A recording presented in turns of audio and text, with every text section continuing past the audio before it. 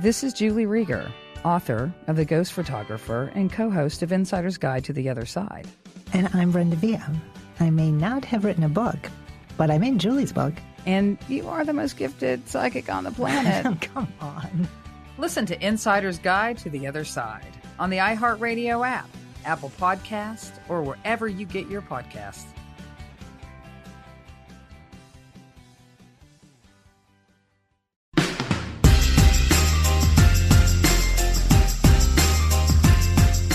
Welcome to this episode of Mating Matters. I'm Dr. Wendy Walsh. This is another bonus episode as we're busy working on longer form episodes. But you know that we started our Mating Matters message hotline. I know it's not a hotline because if it was a hotline, I would pick it up right away and go, hello, are you okay? It's a message line. And the number, in case you ever want to call it, is 323-207-8277. You can call us with a story. You can call us with a question.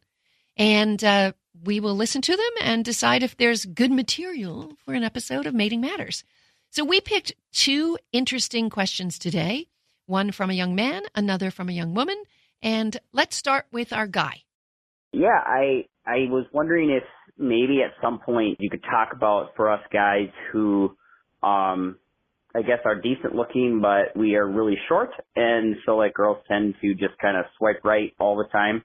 Or swipe left, whichever one is rejecting us on like dating apps and things. It can get kind of discouraging, and I kind of am like, this is weird because I work out a lot, that kind of thing. So maybe talk a little more to that. I think would be encouraging for some of us. Ah, the famous question: how do shorter men have a higher mate status? How do they get chicks? Because you listened to my episode called The Trouble with Testosterone, and all you heard is that tall men with muscles and deep voices are the only ones who have mates. Well, actually, if you're here on the planet today, it means that you came from a long line of ancestors who figured out the mating game, even if they didn't have a tall stature. So here's the first thing, and you're asking about dating apps and women swiping the wrong way. Do not put your height in the app. You want to win them over on the phone before you tell them about height. And you'll bring it up on that first phone call. Never let it be a shock in the restaurant. Because what if the girl is 5'12.5", right? And you're 5'8". And then she wears her high heels and all of a sudden you're out dating a WNBA player. So I would say do not put your height in. Women also know that when a man does not put his height in his thing, he's probably shorter. Because all the tall men do, they put it the very first thing, 6'4", 6'5", 6'3", 6'2". That's what you see right at the top, right? But shorter men don't mention height at all. And then once you get them on the phone, and never, ever meet someone in public until you court them by phone first, whether it's Skype, FaceTime, whatever. But don't waste your time having the shock value of somebody. You know, you don't want to be shocked either. So here's the thing. When women choose men, they look for all kinds of positives and they look for all kinds of costs. On the positive side, they might look for physical prowess, athletic skill. Like you said, you work out all the time. Put that in your thing. You're a gym rat, right? Ambition, industriousness. Women love ambition because what does ambition show? You have the ability to extract resources from the environment, and going into the future, you have a plan for both your survival. Women like kindness, but hold that thought. Not too kind, not too soon. I'll explain that in a minute. Women like empathy, emotional stability, intelligence. They love guys with good social skills. They love guys with a sense of humor because that indicates intelligence. But they also look at your network. You know, there are women out there who say, I've been dating this guy. He seems really nice, but I haven't seen him in context of his friends yet. Because lots of guys can pretend to be the alpha male, and then you get with their friend group and you're like, oh. So having a successful social group, whether it's the cool company that you work at, whether it's whatever people you hang out with, can really raise your mate status. And overall, your position and your in the status hierarchy of men. Now, there's some costs that women pay attention to, too, that make them turn away from men. They might impose a big risk for a mating relationship. For instance, sorry to say it, but any mate of either gender that comes with children, their mate status goes down for a while. It goes up once the kids get older. Trust me on that. But when they're younger, when there's young kids in tow, that's a big cost to a potential mate. Somebody who shows up with a lot of debt, somebody shows up with $200,000 in student debt. It's like, whoa, we have to go backwards and dig you out of this hole before we move forward together. Somebody who shows a quick temper. If you're showing irritability and anger in the early stages of dating, women run fast from that. And obviously a tendency to be promiscuous. Women don't like that so much either. So what can you do? Well, as I mentioned, in your dating app profile, do not put your height, but do talk about it once you've gone past the texting phase and into the telephone phase. And then, because you're going to ask her, how tall are you? Because I really love those short little petite girls. They're so cute to me. Say something like that. And the other thing is, both genders want to win a prize. We want to feel like we had to work for something a little bit. And if you feel insecure about a piece of yourself, I promise you that leaks out your pores. And you try to compensate by being extra kind and extra nice. I'll prove to her that I could be a good mate in other ways. And that can backfire for you. Remember I told you about the kindness thing? We all want a mate who's going to be kind to us. But if they put it on us so much at the beginning, we think, ooh, they're desperate, or they're doing this to everybody. What you want to do is show that you are a kind person by exhibiting it to other people, but not necessarily giving it all to them in a big clump for free. So screenwriters know this. Whenever they write a screenplay like a romantic comedy, and there's a sort of bad guy that the audience might not be rooting for, but in the end he turns out to be the good guy, they always create what's called a save the cat scene. It's a little scene at the beginning where he does something nice and viewers go, oh, I can get with it now. I feel sorry for the guy. He's really a good guy underneath it all. And so this is what men should be doing in the early stages of dating, is being really nice to the waitress, tipping heavy, telling a story about, the charity work you do, the work with, I was on a homeless outreach last week. We rode in a van and whatever. So she's like, oh, he's actually kind and compassionate. Huh, he's not giving it to me yet. What do I do to have to win him, right? So the other thing is the rate of contact. People who feel a little bit insecure because of a physical trait or some other reason, try to compensate by being very attentive with the texts and the phone calls. You can't do that. You got to literally think like an alpha male. An alpha male, when he gets a text from a woman, goes, I'm busy with what I'm doing. I'll get back to her later. There's no rush because he's so self-confident. He knows that she'll be there waiting for him. And so spacing out the time between texts a little bit, writing less. There's actually been research done by, I think it was the dating site OkCupid, because they do a lot of research on dating. And they showed that people try to reach out to people that are about 25% higher in mate status. And there's ways of looking at profiles, algorithms to figure out what mate status everybody is. And they find that those that are the highest mate status tend to write fewer words in the messages and the text. Like, yeah, cool, babe. See you later. Whatever, right? And then the other ones who are trying hard write whole paragraphs. Plenty of times, women hand me their cell phones at parties. Happens all the time. What does this text mean? Why did he write this? What's happening? I don't even need to put my glasses on to read the text. I just look at the columns. And if the column on the right, meaning the sent messages from them, are big, long chunks of copy, and there's a couple words on the other side, I'm like, you're chasing him. Do you see this chase? It's a backwards chase. He should be chasing you. You need to answer in one word and take longer to answer.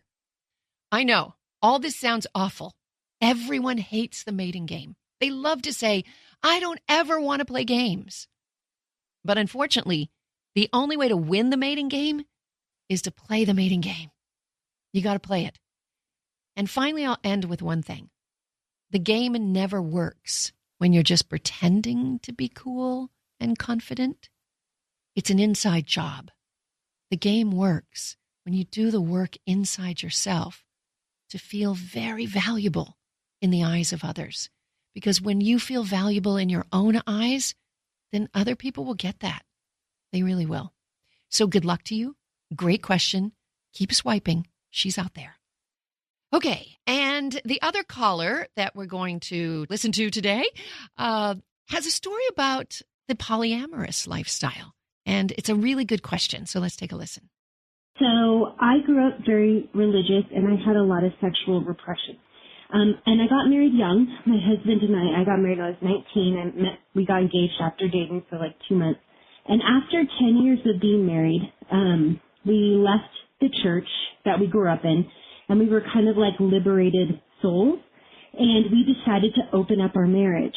And I was really opened up to the world of polyamory.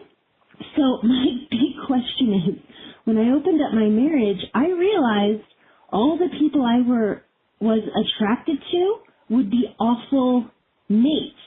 And my husband and I don't have a good sex life. We've never had a good sex life. I was never attracted to him sexually, but I got married to him because I knew he would be a good husband and a good father and a good provider, and he is all of those things, but I don't have any sexual attraction towards him. And so I guess I feel really confused about my own sexuality. Thank you so much for calling in.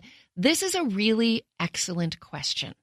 And I think the heart of your question is that you want to know why you're not more sexually attracted to your husband and why you are more sexually attracted to men who would not be good long-term mates. And that is perfect evolution at play, because women and men, for that matter, choose mates for different reasons. We choose short-term mates for their genes. We choose long-term mates for their care and their commitment. Now, because you and your husband met so early and married so early at the age of 19, you probably didn't have a lot of sexual experience. And when you chose him for his traits of kindness, reliability, maybe the ability to help you be a provider. And it seems to be working out for the two of you. Now, here's the thing about the polyamorous lifestyle. In lots of primate species, we do see polyamory take place, and in certain segments of Homo sapiens. But we are also wired to be very vigilant about mate guarding, the feeling of jealousy. You're not touching my possession, my husband, my wife. And so in order to have a successful polyamorous lifestyle, you have to work really hard to suppress those feelings. And they may crop up at different times, and it may be warranted. Now, there's another piece. You did say that the people that you're sexually attracted to, you would never want to have a long-term relationship with. But what if one of them, just one of them, was not only that hot, tattooed artist, motorcycle driving bad boy, but he also was kind and he had a big paycheck? And what if you also fell in love?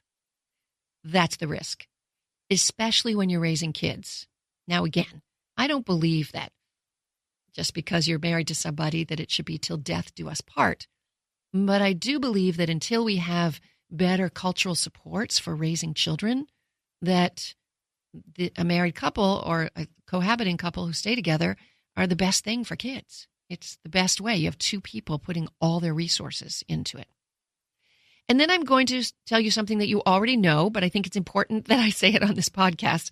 You know, I talk about the psychology and the sociology and the evolutionary theory on human mating, but there's big biology too.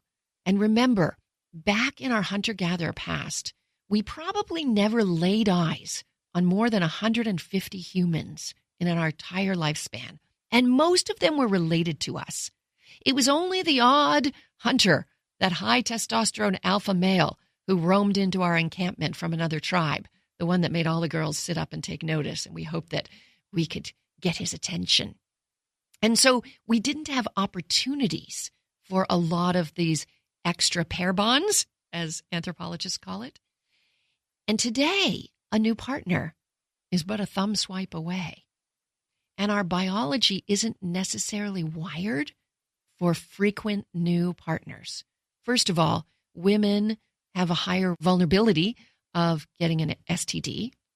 And because women's bodies emit oxytocin, big bonding hormone, a lot of it during female orgasm, they're more likely to fall in love. And yes, accidents can happen. And you could get an 18-year case of parenthood from somebody you're having an extra pair bond with, and then you and your husband have to make a decision about whether to terminate or whether you're having this baby. So there are some really big biological realities to the polyamorous lifestyle in our more modern society. But I'm not judging. I'm just saying you have to weigh the risks with the rewards. And it sounds like whatever's happening is working out for you. Now, the other part of your question is that you're concerned why you're not more sexually attracted to your husband. But you also said you've never been. And part of that has to do, I think, with your early religious programming. You probably didn't have sex before your marriage at the age of 19, and you didn't select a partner based on sexual compatibility. And you also didn't go through those stages that teenagers go through, the petting stages, as we call it, the going around the bases, the levels of exploring whether a partner would be a good partner for you without, quote unquote, going all the way.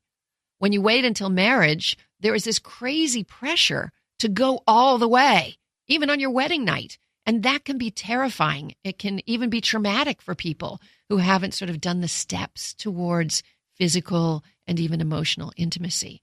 So there may be a piece of that wound up in it as well. But I'll tell you one thing. If you and your husband were alone on a desert island with no extra pair bonds around and no kids around, you would learn to have great sex together.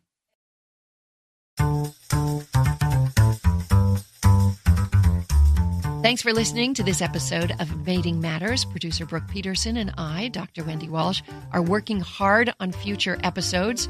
Coming up soon, Mothers, MILFs, and Wives. We interviewed so many women for this that we've divided it into part 1 and part 2, and Brooke is busy editing it.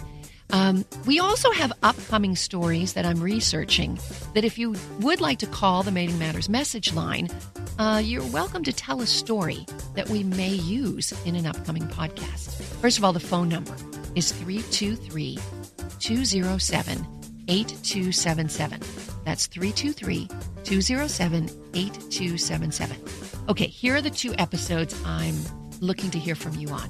One is called The Price of Manhood. Stories of men trapped in the man box. I'm looking for you to tell me stories about what it was like being raised as a boy. How was masculinity taught to you? Do you feel like you don't express your feelings as much as you'd like to women? Do you feel that you take all sex, at any cost because that's what men do? Do you feel that you would never walk away from a fight because you must protect your reputation? If you have stories about that, I'd like to hear them. The other episode we're working on is called Mean Girls, Gold Diggers, and Sluts, Female Competition for Mates. Do you have a story, ladies, about how you guard your mate from other women? Do you have a story about a mean girl in your world who is trying to keep you away from the prize men? These might be high school stories, they might be college stories, but yes, they happen in adult life too. So if you've got a story for me, it'd be wonderful if you could share it. And if you have questions, why not? I'll weigh in and see how well I can do. The Mating Matters message line is 323-207-8277.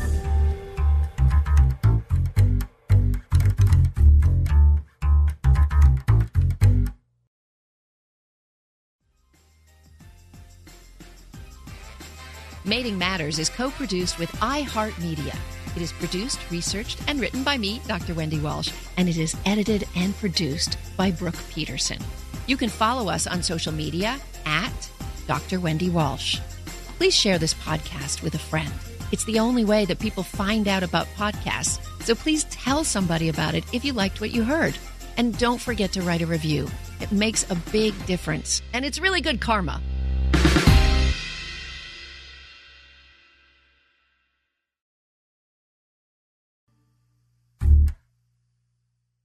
Dr. Q here from the new Bear and a Banjo podcast, available now on the iHeartRadio app or wherever you get podcasts. Here is a sneak peek. On the road back to Angola prison, the 4 travelers came upon a wagon pulled by 2 old workhorses with a large figure wrapped in a prison blanket holding the reins. As they pulled closer, they saw it was the man called Bear. Support for Bear and a Banjo comes from One Medical. With same-day appointments, convenient locations, and 24/7 virtual care, One Medical makes it easy to talk to a provider about anything. Visit onemedical.com to learn more.